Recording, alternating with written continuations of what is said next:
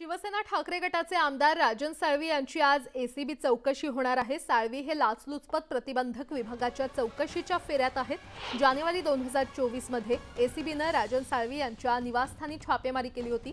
8 मार्च पर्यंत साळवींच्या पत्नी आणि मुलाला माहिती पुरवण्याचे आदेश हायकोर्टाने दिलेत। त्यानुसार राजन साळवींची पत्नी आणि मुलगा एसीबी कार्यालयामध्ये हजर राहणार आहेत। पत्नी आणि माझा मुलगा त्या ठिकाणी हजर राहणार आहे।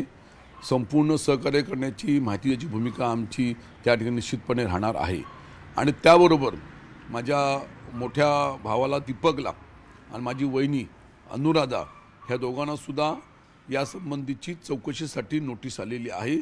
तीही दोघं त्या ठिकाणी आज दुपारच्या वेळेमध्ये हजर राहून जी माहिती विचारतील त्याची माहिती आम्ही उपलब्ध करून देणार। मला सुद्धा वैयक्तिक त्यांनी उद्या मंगळवार 5 तारखेला दुपारी 1 वाजता रत्नागिरीच्या कार्यालयामध्ये हजर राहण्यासंबंधीची नोटीस दिलेली आहे। मी त्या ठिकाणी उपस्थित राहणार आहे